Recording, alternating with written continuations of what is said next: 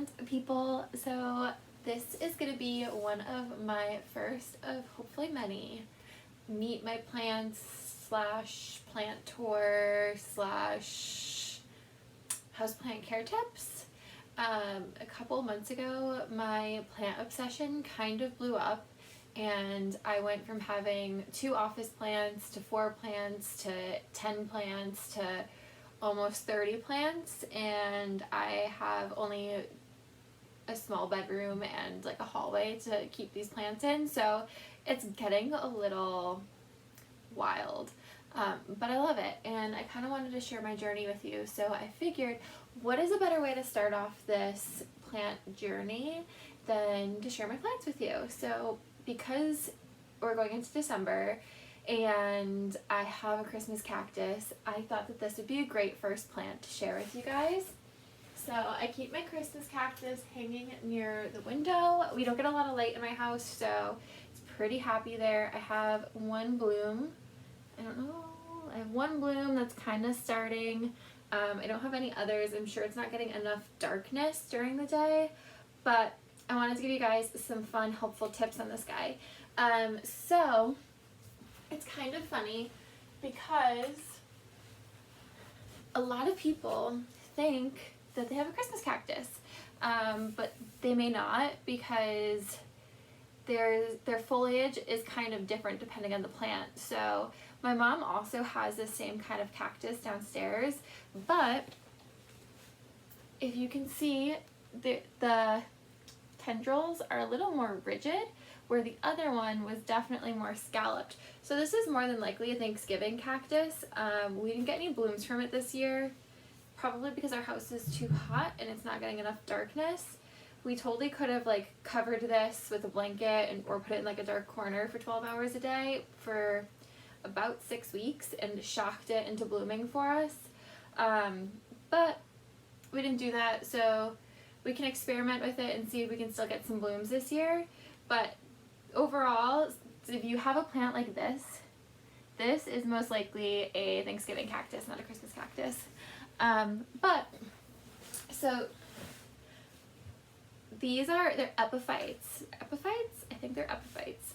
So they grow more in like rocks and in trees, and they're native to like South America and Brazil, and they're very tropical plants. So it's not like your typical cactus, like the ones that are from the desert and hate humidity and all those fun things. So these actually like humidity. They don't need it. They do really well without it too.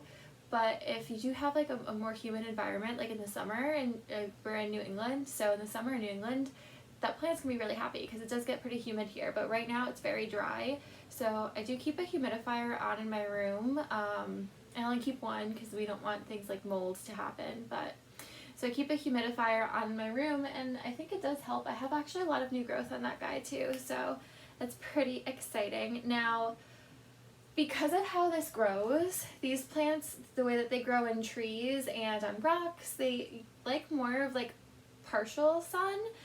They do like kind of like brighter sun, but not direct sunlight. You know, sometimes I think people actually have theirs bleach out a little bit red because of the sun, which is kind of cool. It'll get red, and sometimes it gets like yellow and white, and that kind of sucks. But there's that. So you can put it in pretty much any window. You just don't want it to be in like the brightest window of your house.